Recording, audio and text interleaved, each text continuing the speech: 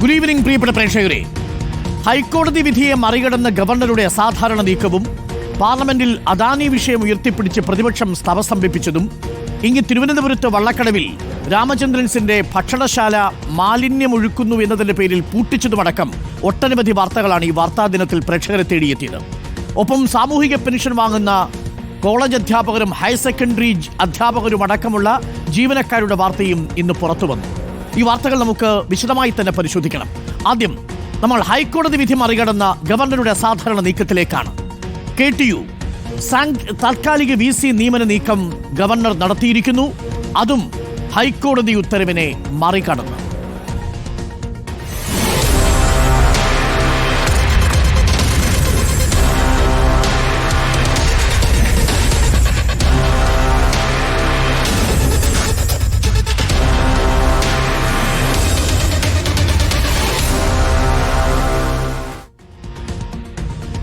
Doctor K. ശിവപ്രസാദിന് KTU VCയുടെ താൽക്കാലിക ചുമതല നൽകിയിരിക്കുകയാണ് ചാൻസലർ കൂടിയായ ഗവർണർ ആരിഫ് മുഹമ്മദ് ഖാൻ.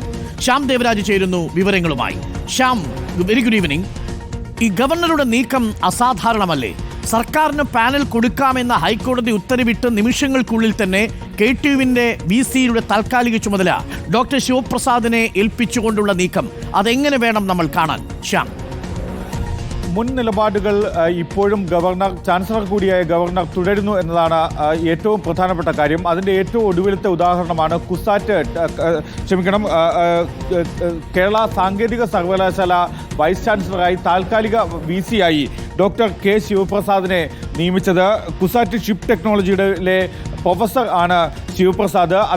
അദ്ദേഹത്തെ ഗവർണർ അദ്ദേഹത്തിൻ്റെ ഈ ചാൻസലർ എന്ന അധികാരം ഉപയോഗിച്ചാണ് ആ നിയമനം നടത്തിയിരിക്കുന്നത്.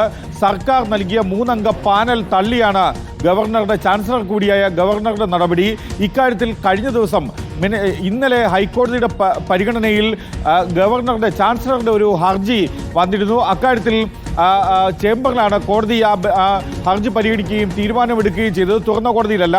ഇന്ന് ആ ഉത്തരവിൻ്റെ വിശദാംശങ്ങൾ പുറത്തു വരുമ്പോൾ, ഇന്ന് ഉച്ച കഴിഞ്ഞിട്ടാണ് അതിൻ്റെ വിശദാംശങ്ങൾ പുറത്തു വരുന്നത്. ആ വിശദാംശങ്ങൾ പുറത്തു വരുമ്പോൾ അതിൽ പറഞ്ഞിരുന്നത് 2023 ഫെബ്രുവരി മാസത്തിൽ സാങ്കേതിക സർവകലാശാല VC സ്ഥാനത്തേക്ക് താൽക്കാലികമായി നിയമനം നടത്തിയ സിസ തോമസിന്റെ കേസിലെ അതേ സാഹചര്യം തുടരുന്നു എന്ന കാര്യമാണ് ഹൈക്കോടതി ഇക്കാര്യത്തിൽ വ്യക്തത വരുത്തിക്കൊണ്ട് വ്യക്തമാക്കിയത്. അതായത് സർക്കാർ നൽകുന്ന പാനലിൽ നിന്ന് വേണം നിയമനം നടത്താനെന്നാണ് ഹൈക്കോടതി അന്ന് 2023 ഫെബ്രുവരിയിൽ പറഞ്ഞത്.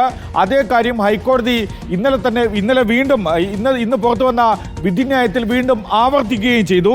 ആ വിധിന്യായത്തിൽ ഹൈക്കോടതി വ്യക്തമാക്കുന്ന നിലയിൽ ഗവർണർ ഹൈക്കോടതിയെ സമീപിക്കാനുള്ള ഒരു സാഹചര്യം നേരത്തെ കണ്ണൂർ സർവകലാശാല വൈസ് ചാൻസലറുടെ നിയമനവുമായി ബന്ധപ്പെട്ട് ഗോപിനാഥ് രവീന്ദ്രന്റെ നിയമനവുമായി ബന്ധപ്പെട്ട കേസിൽ സുപ്രീം കോടതിയിൽ നിന്നും സംസ്ഥാന സർക്കാരിന് തിരിച്ചടിയേറ്റിരുന്നു. ഗവർണർ സ്വതന്ത്രമായല്ല തീരുമാനമെടുത്തത്, സംസ്ഥാന സർക്കാരിന്റെ സ്വാധീനത്തിന് വഴങ്ങിയാണ് തീരുമാനമെടുത്തതെന്നായിരുന്നു സുപ്രീം കോടതി കണ്ടെത്തിയത്. അതുകൊണ്ട് തന്നെ ഗോപിനാഥ് രവീന്ദ്രന്റെ നിയമനം സുപ്രീം കോടതി റദ്ദാക്കുകയും ചെയ്തിരുന്നു. അതിന്റെ ചുവട് പിടിച്ചാണ് അതിന്റെ അടിസ്ഥാനത്തിൽ സ്വതന്ത്രമായി സ്വന്തം നിലയ്ക്ക് ചാൻസലർക്ക് നിയമനം നടത്താം എന്ന ഉദ്ദേശത്തോടു കൂടിയാണ് ചാൻസലർ കഴിഞ്ഞ ദിവസം ഹൈക്കോടതിയെ സമീപിച്ചത്. പക്ഷേ അതിന്റെ ഉത്തരവ് പുറത്തു വരുമ്പോൾ അത് ചാൻസലർക്ക് തിരിച്ചടിയാകുന്ന വിധിയാണ് ഹൈക്കോടതിയിൽ നിന്ന് ഉണ്ടായത്. KTUവിലെ താൽക്കാലിക VC പാനലിന്റെ നിയമനത്തിന് സർക്കാരിന് പാനൽ നൽകാമെന്നാണ് ഹൈക്കോടതി ഈ വിധിയിലും ഏറ്റവും ഒടുവിലെ ഉത്തരവിലും വ്യക്തമാക്കുന്നത്. അതാണ് ഇതിലെ ഏറ്റവും പ്രധാനപ്പെട്ട ഭാഗം. എന്താണ് ഹൈക്കോടതിയിൽ സംഭവിച്ചത്? എന്തുകൊണ്ടാണ് ഗവർണർ അസാധാരണ നീക്കം നടത്തുന്നത്? നമ്മളൊന്ന് പരിശോധിക്കാം.